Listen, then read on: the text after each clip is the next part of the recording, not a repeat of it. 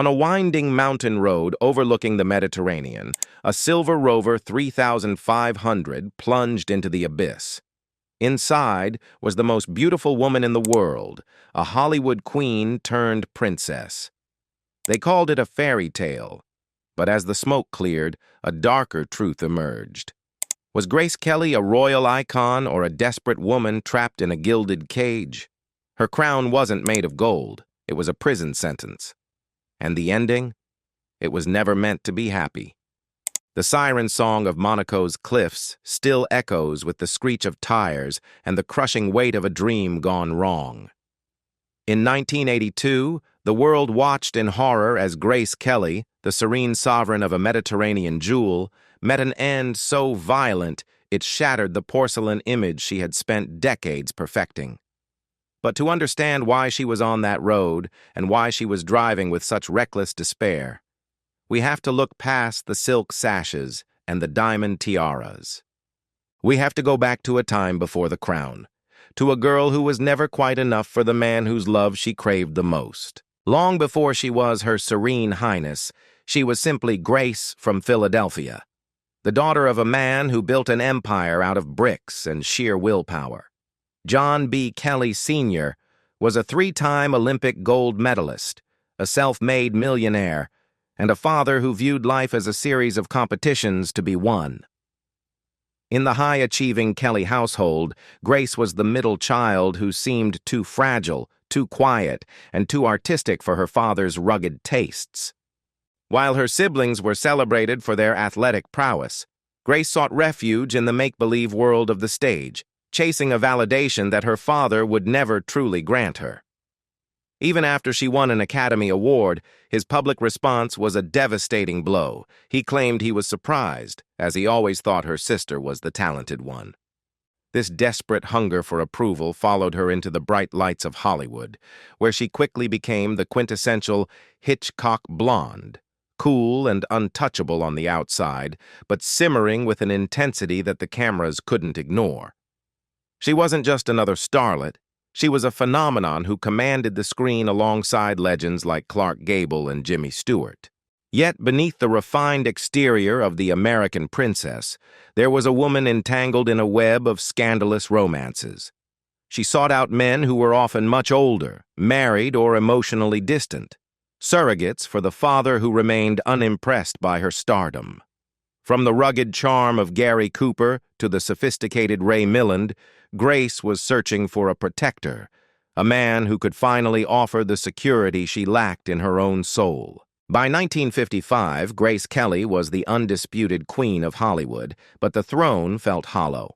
She had reached the pinnacle of the studio system, yet she was exhausted by the relentless gossip and the restrictive contracts of MGM.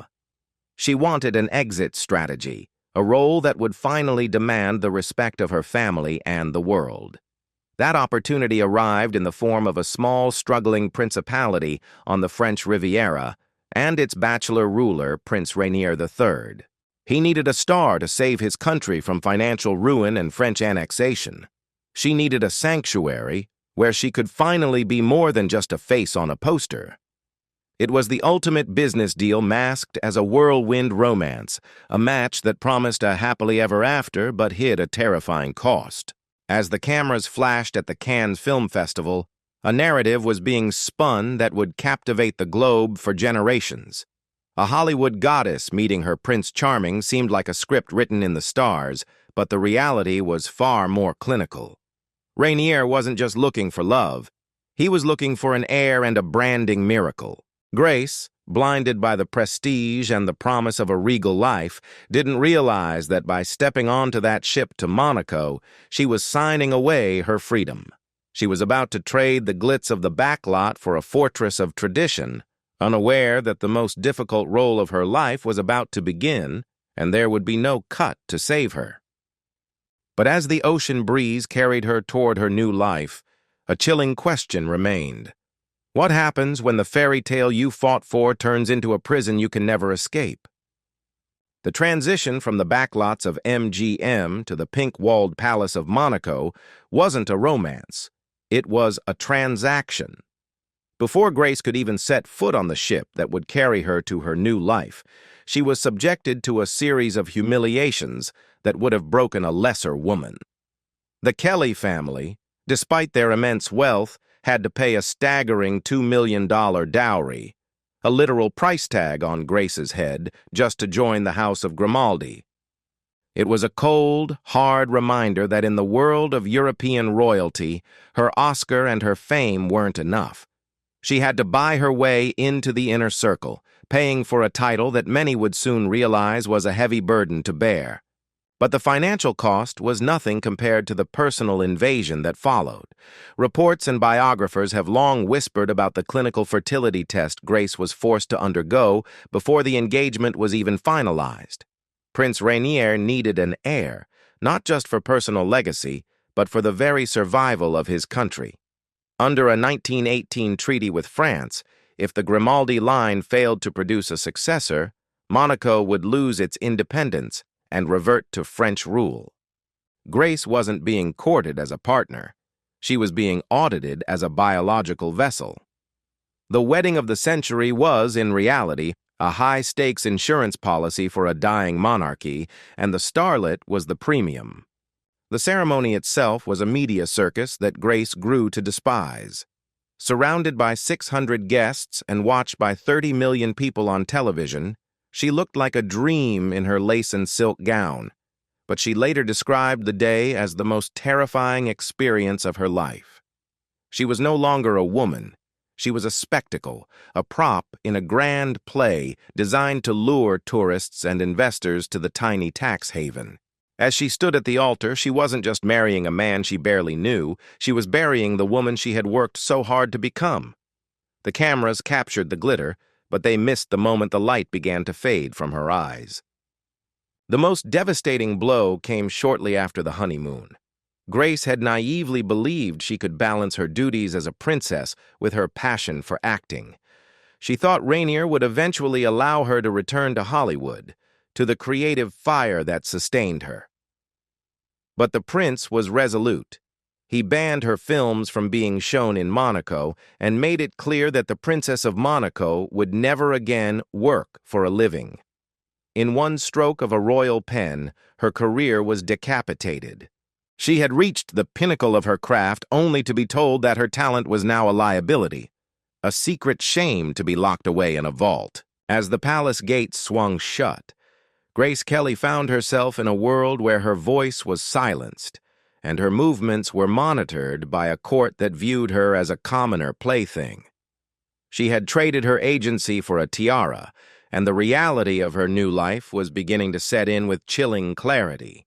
She was a bird in a cage, and though the bars were made of gold, they were still bars. But as the loneliness began to gnaw at her, a new role emerged. One that would force her to choose between her own happiness and the survival of the children she was about to bring into this silent war. Life inside the prince's palace was a far cry from the vibrant intellectual circles of New York and Los Angeles. Grace was a woman of quick wit and modern sensibilities, thrust into a court governed by rigid 16th-century etiquette and a language she struggled to master.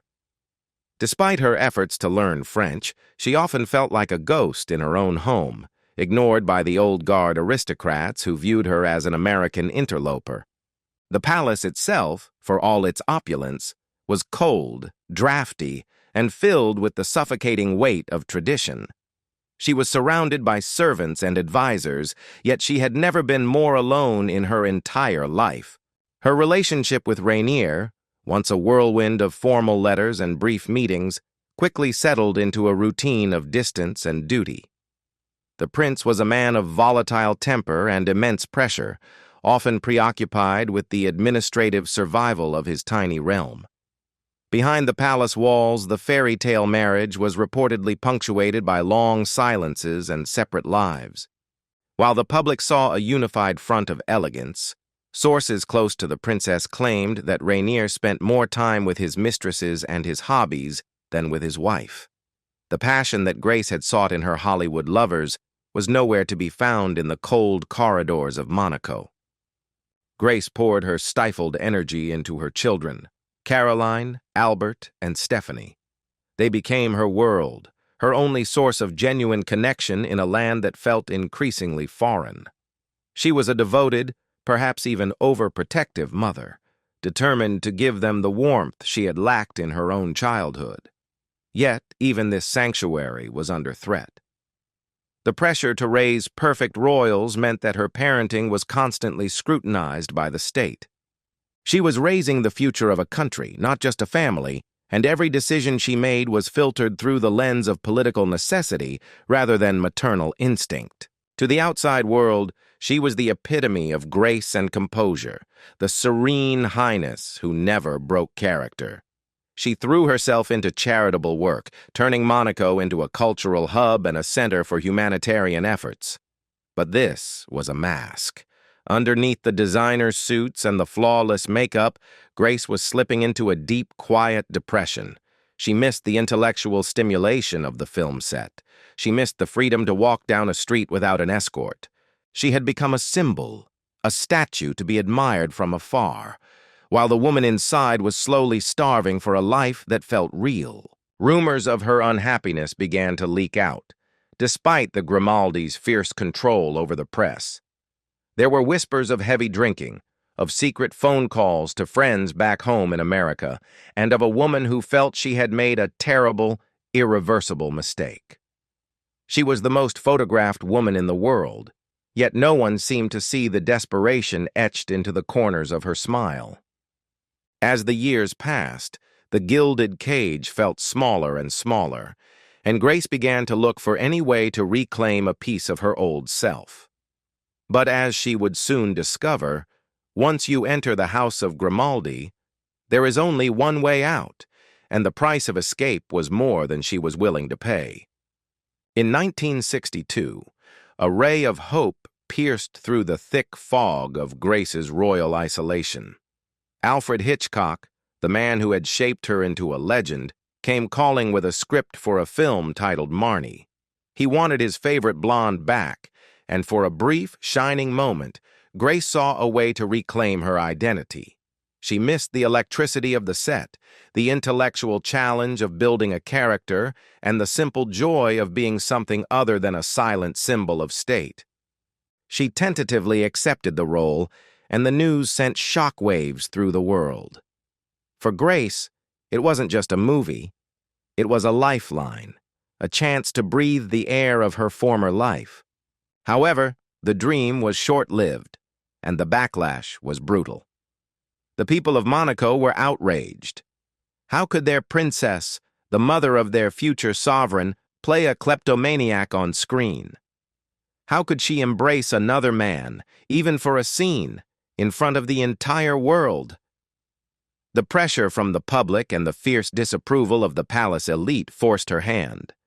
Rainier, who had initially toyed with the idea of letting her work, realized the political optics were a disaster. Under the weight of her crown, Grace was forced to withdraw. It was the final nail in the coffin of her acting career, a public humiliation that signaled her complete and utter absorption into the Grimaldi machine. This rejection triggered a profound shift in Grace.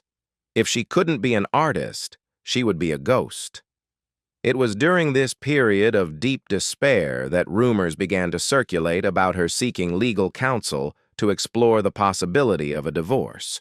She was a woman who had always been in control of her narrative, yet here she was, silenced and controlled. But the legal advice she received was more terrifying than the marriage itself. She discovered a hidden clause in her royal marriage contract, a poison pill designed to ensure her eternal compliance.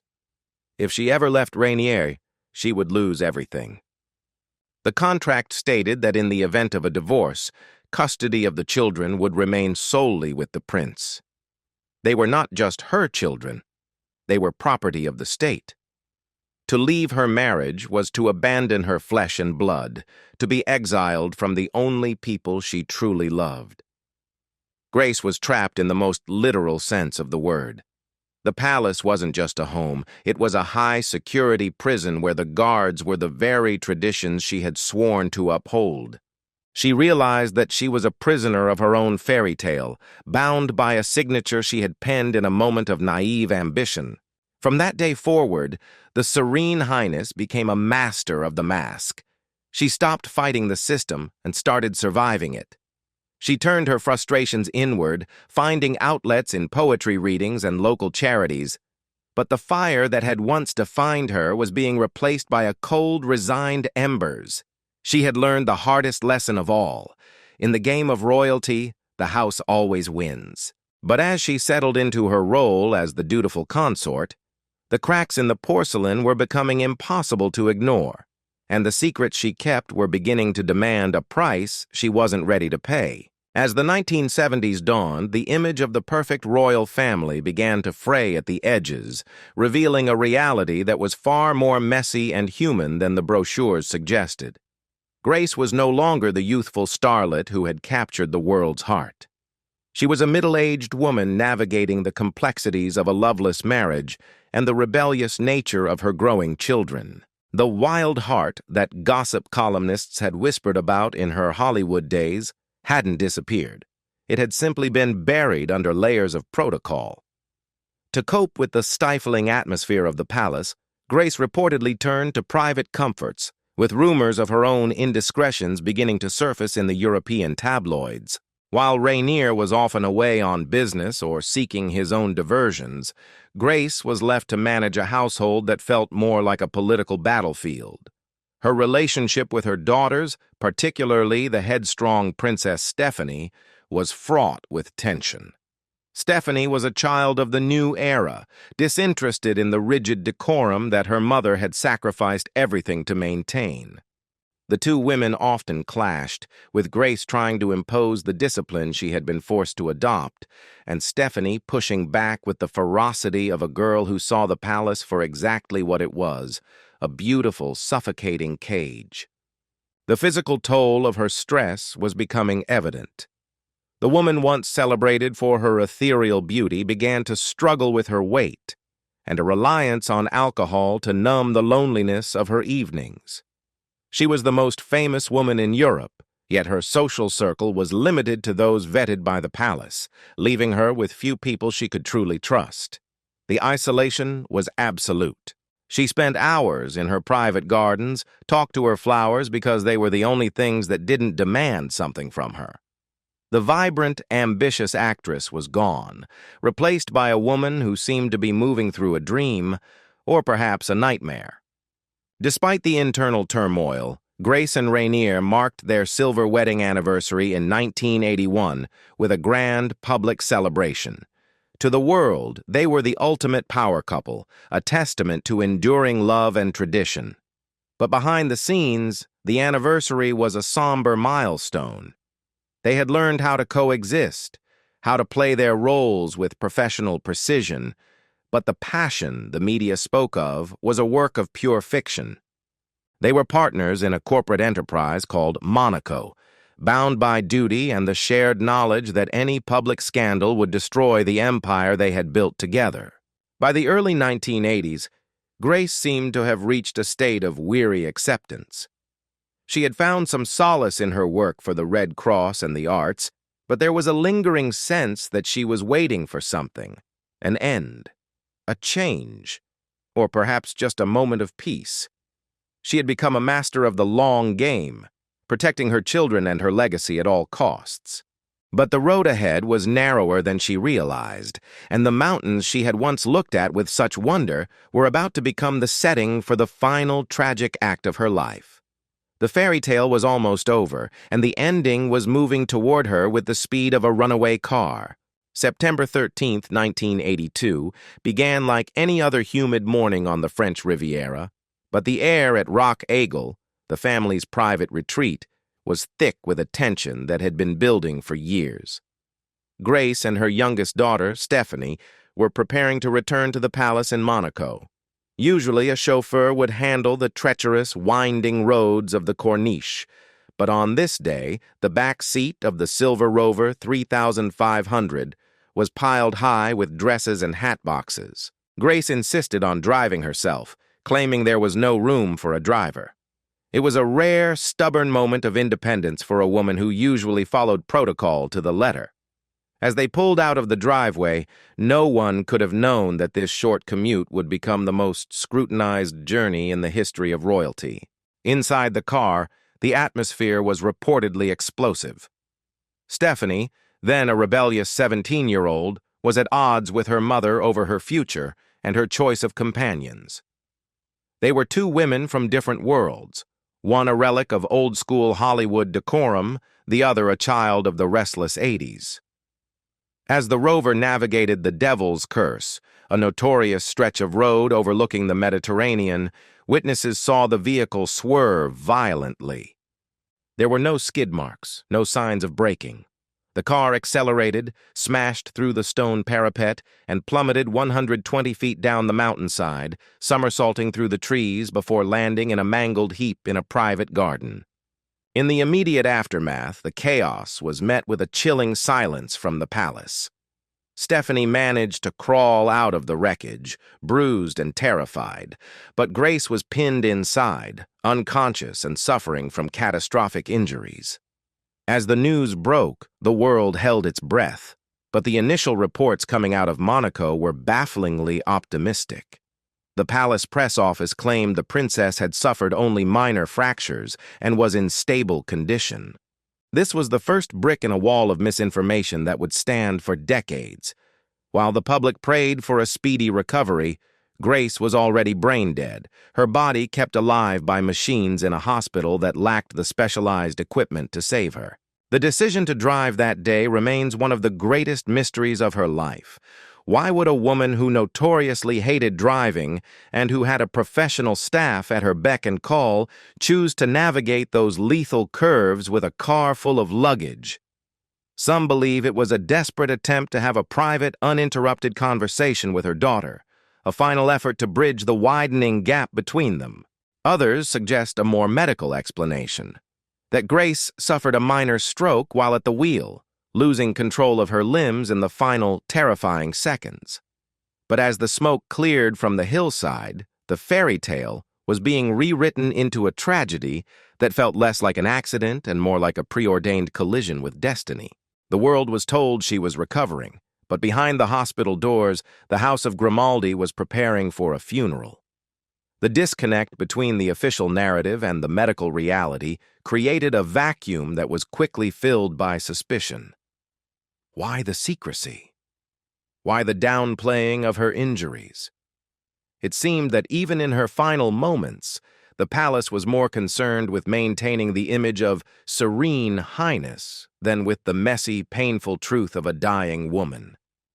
The stage was set for a conspiracy that would haunt the Grimaldi family for generations, leaving us to wonder if the crash was the cause of her death or merely the final symptom of a life lived under unbearable pressure. On September 14th, the illusion of recovery was shattered when the palace abruptly announced that Princess Grace had passed away. The shock was global, but it was quickly followed by a wave of skepticism that has never truly subsided. The sudden shift from minor injuries to total organ failure suggested a cover-up, fueling a firestorm of conspiracy theories that transformed a tragic accident into a dark, royal enigma.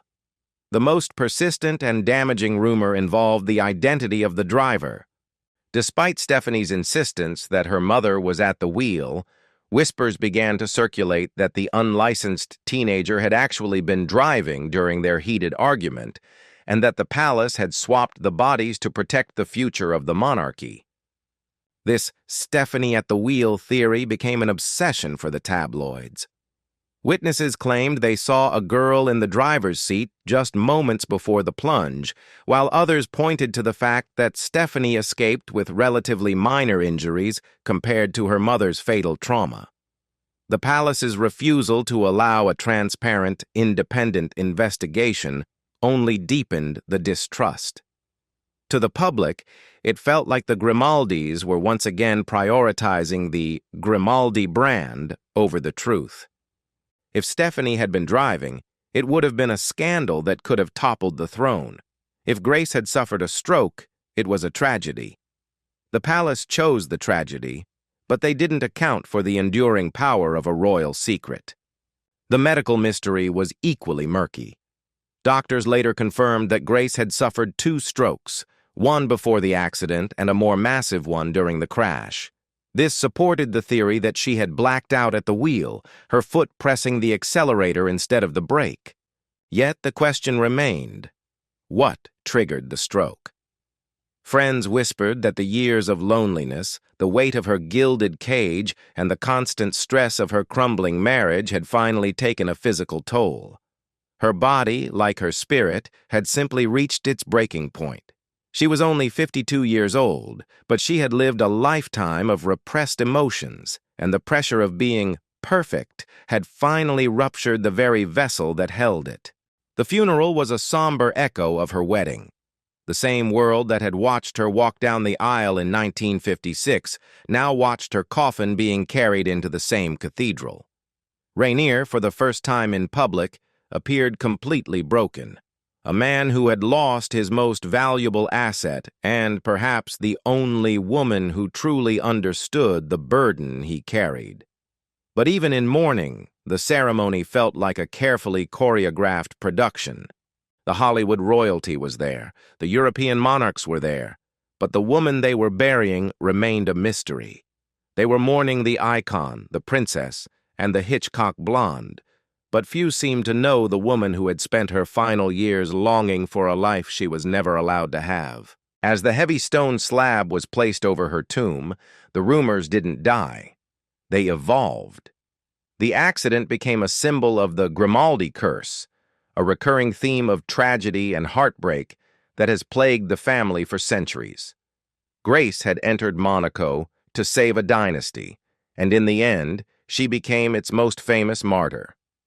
But the shadow of doubt lingered over the Corniche. Was her death a tragic twist of fate, or was it the only way she could finally escape the role she had grown to hate? The fairy tale had ended in a pile of twisted metal, leaving behind a legacy that was part saint, part prisoner, and entirely misunderstood. Grace Kelly did not simply die in 1982, she was mythologized. In the wake of her passing, the woman was replaced by a monument, and the Serene Highness became a permanent fixture of global iconography. Prince Rainier, the man who had been a strict and often distant husband, transformed into a devoted widower, ruling Monaco for another 23 years, but never remarrying. He turned the palace into a shrine, preserving Grace's rooms exactly as they were the day she left for that final drive. It was a gesture of immense grief, but also a final, eternal act of confinement.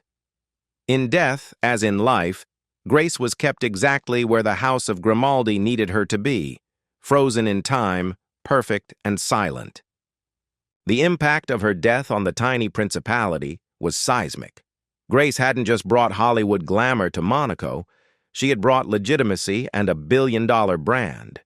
She was the engine that turned a struggling Mediterranean enclave into the world's playground for the ultra-rich. Without her, the fairy tale risked falling apart. To ensure its survival, her children were thrust even deeper into the spotlight, forced to navigate their grief under the relentless gaze of a world that still demanded a show. Caroline, the eldest, stepped into her mother's shoes as the de facto First Lady, bringing a similar elegance to the role, while Albert was groomed for the throne he would eventually inherit, forever carrying the burden of his mother's American legacy. But for Princess Stephanie, the survivor of the wreck, the legacy was far more haunted. For years, she lived under the crushing weight of the rumors that she had caused her mother's death. The driver theory refused to die, popping up in every tabloid and unauthorized biography, turning her life into a series of defensive maneuvers.